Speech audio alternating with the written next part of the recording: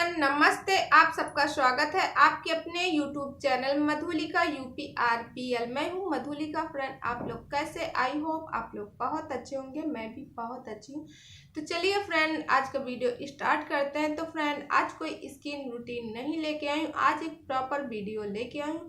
आप लोगों से कुछ बात करनी है तो प्लीज़ फ्रेंड वीडियो में लास्ट तक ज़रूर बने रहना और वीडियो को पूरा देखना। तो फ्रेंड आज मैं एक ऐसी घटना आप लोगों से बताने वाली हूँ, एक ऐसी बात जो मुझे काफ़ी परेशान किए है। मैंने सोचा आप लोगों से बात करेंगे तो थोड़ा सा मन हल्का होगा। तो इसके लिए फ्रेंड मैं आप लोगों से ये बात कर रही हूँ। तो फ्रेंड आज से 1 साल हो गए, 1 साल पहले की बात है फ्रेंड। आज ही के दिन और मेरी एक फ्रेंड थी, वो मुझसे बहुत दूर चली गई, बहुत ज़्यादा दूर चली गई, जो कभी वापस नहीं आ सकती हैं फ्रेंड। मैं दिन का दिन यही सोचती हूँ कि ऐसा क्यों हुआ, क्यों होता है लोगों की ज़िंदगी में। हो सकता है फ्रेंड इस वीडियो में मैं कुछ ऐसी बात बताऊँ कि अगर लाइफ में ऐसा कुछ हो किसी के साथ तो प्लीज़ वो कदम मत उठाना जो मेरी फ्रेंड ने उठाया था। तो चलिए फ्रेंड वीडियो को लास्ट तक ज़रूर देखो और समझो इस बात को।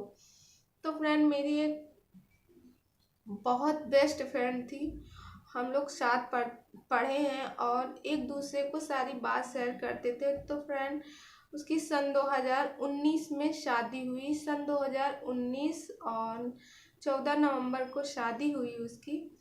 और सन 2020 और अप्रैल 22 अप्रैल के आसपास की ये घटना है। तो आसपास की क्या, 22 अप्रैल की ही घटना है। तो फ्रेंड मेरी फ्रेंड टीचर भी थी और वो टीचर 2-3 साल से टीचर भी थी। उसकी जॉब लग गई थी, हम लोग की नहीं लग पाई, दुर्भाग्यवश नहीं लग पाई, उसकी लग गई थी फ्रेंड। उसकी शादी भी हो गई। शादी के 1 साल, ठीक 1 साल बाद उनके ससुर जी ऑफ हो गए। जैसे ही उनके ससुर, क्योंकि उनकी शादी 14 नवंबर को हुई थी, 14 नवंबर से 1 साल कंप्लीट होता है शादी के।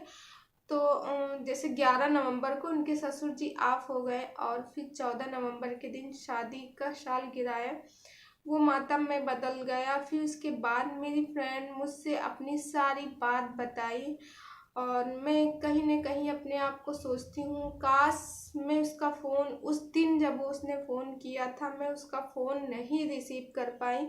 अगर फ्रेंड मैं उसका फ़ोन रिसीव कर लेती, मैं उससे बात करती तो शायद इतनी बड़ी घटना ना होती। अब मैं अपने आप को कहीं न कहीं कोसती रहती हूँ फ्रेंड। तो फ्रेंड उसने मुझे सारी बात बताई कि कैसे उसकी शादी हुई थी फ्रेंड। मनपसंद उसने शादी की थी और वही पास ही के, जहाँ की वो रहने वाली, कानपुर के पास की रहने वाली है। तो कानपुर के पास में ही उसकी शादी हुई थी। कानपुर और औरैया के बीच में उसका, जहाँ वो रहती है, मैं पूरा तो नहीं बता सकती हूँ मगर हाँ आपको बता रही हूँ, कानपुर के पास की वो रहने वाली थी और कानपुर के पास में ही उसकी ससुराल थी। उसके घर से 15-20 किलोमीटर की दूरी पे उसका ससुराल था और मनपसंद शादी हुई थी। लड़के ने उससे धोखे में शादी किया। लड़के ने बताया कि मैं यहाँ दिल्ली में हूँ, मैं MBA करके जॉब कर रहा हूँ, अच्छी खासी ऐसी सी बात है। और उससे वो करीब 2-3 साल बराबर उससे बात उसकी फ़ोन पे चलती थी। अच्छा उसके पहले वो मुझे कुछ नहीं बताई थी मगर पिछले साल यानी सन 2020 में ही, वो फरवरी का समय था और जब उसके ससुर जी ऑफ हो गए तो वो डिप्रेशन में चली गई। वो सोचती रही, मतलब बहुत ज़्यादा सोचती थी कि कैसे ससुर जी ऑफ हो गए, कैसे दुनिया में, क्योंकि उसको मेंटली टॉर्चर किया जाता था कि तुम्हारी वजह से तुम आई हो, 1 साल भी नहीं हुआ शादी का और तुम्हारी वजह से ससुर जी चले गए। वैसे ही जैसे निधि जी को टॉर्चर किया जाता उनके पति के जाने के बाद कि तुम मनहूस हो या फिर तुम्हारा बच्चा मनहूस है, वही सेम प्रोसेस मेरी फ्रेंड के साथ भी हुआ था। उसका नाम आरती था। तो सेम उसको ऐसे ही बोला जाता था। तो वो फ्रेंड एक दिन वो मतलब बहुत ज़्यादा डिप्रेशन में थी। उसका कानपुर में वो न्यूरो के डॉक्टर से अपना इलाज भी करवा रही थी और मेरे पास फ़ोन की और बोली मधु, मधु, मेरा नाम मधु है, तो बोली मधु ऐसी सी बात है और मैं बहुत परेशान हूँ, मुझे लगता है कि मैं बचूंगी कि नहीं बचूंगी।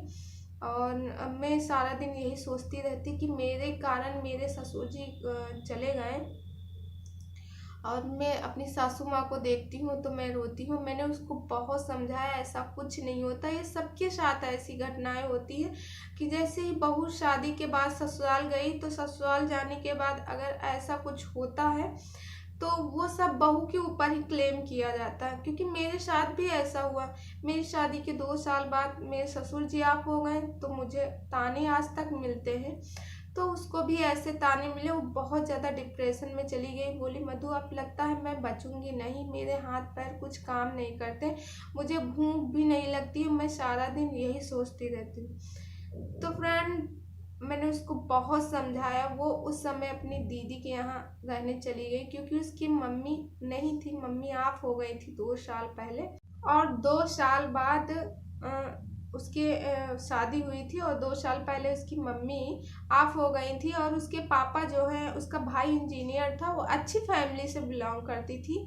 उसकी 3-4 बहन थी, सब टीचर थी। उससे बड़ी वाली जो दीदी थी वो नेट क्वालिफाई थी और नेट सी नेट सब की हुई थी, वो लेक्चरार थी। उससे बड़ी वाली दीदी वो मतलब 3-4 बहनें थी, सारी सरकारी जॉब में थी, ये भी सरकारी जॉब में थी।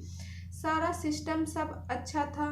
और शादी के बाद मतलब इतना उसको टॉर्चर किया गया, इतना टॉर्चर किया गया कि वो बहुत ज़्यादा परेशान होने लगी, खाना नहीं खाती थी, कुछ भी नहीं।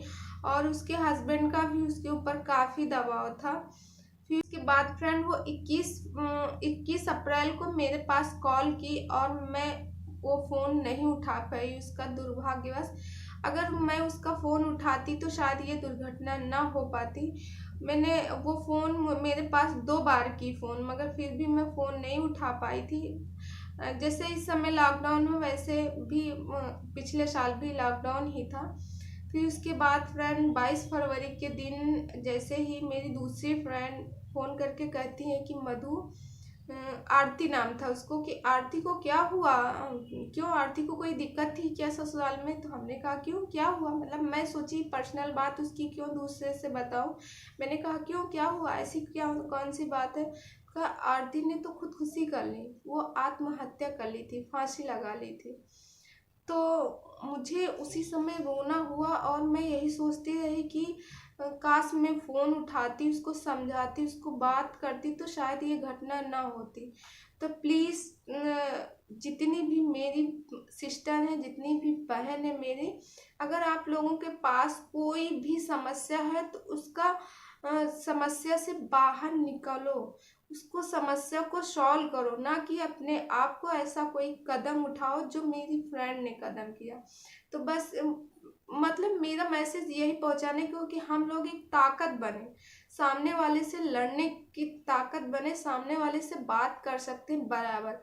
क्योंकि अगर एक नारी चाहे तो क्या नहीं कर सकती, क्या जरूरी है कि हमें ये कदम उठाना चाहिए। मैंने उसको समझाया था कि सब कुछ ठीक हो जाएगा।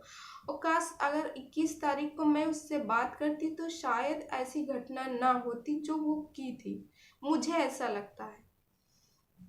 तो मैं आज भी अपने आप को ही कोसती हूँ कि मुझे फ़ोन उठाना। जितनी भी मेरी बहनें हैं उनसे बस यही संदेशा मेरा है कि प्लीज़ ऐसा कुछ भी मत करना, डट के सामना करो और जीने का साहस बनो। क्योंकि ज़िंदगी ज़रूरी नहीं है कि बार बार हमें इंसान का ही रूप मिले। तो इसके लिए फ्रेंड आप लोग ज़रूर से ज़रूर मतलब उस चीज़ से बाहर निकलो, डिप्रेशन। जैसे निधि जी देखो अपनी लाइफ में आगे बढ़ गई हैं, वो अपने बच्चे के लिए जी रही, कोई भी डिप्रेशन में नहीं है। तो प्लीज़ आप लोग उनके बारे में कुछ गलत सलत मत बोलें कि वो फिर डिप्रेशन में जाए, उनका बहुत ज़्यादा सपोर्ट करें। तो चलिए फ्रेंड, आज का वीडियो बस यहीं था, क्योंकि आज 1 साल हो गए हैं, मेरे मन में आज बहुत ज़्यादा हलचल थी, इसके लिए मैं आपसे ये बात रखी हूँ, थोड़ा सा आपसे बात कर रही हूँ तो दिमाग थोड़ा सा हल्का हो गया है। तो चलिए फ्रेंड, बस आज का वीडियो यहीं तक। हाँ फ्रेंड, अगर आप इस चैनल में नए हैं तो प्लीज़ सब्सक्राइब माय चैनल। बगल में बेल आइकन है, उसे भी प्रेस कर दे। जैसे मैं कोई नया वीडियो डालूँ उसका लिंक आप तक जरूर पहुँचे। चलिए फ्रेंड, नेक्स्ट वीडियो में फिर कल मिलते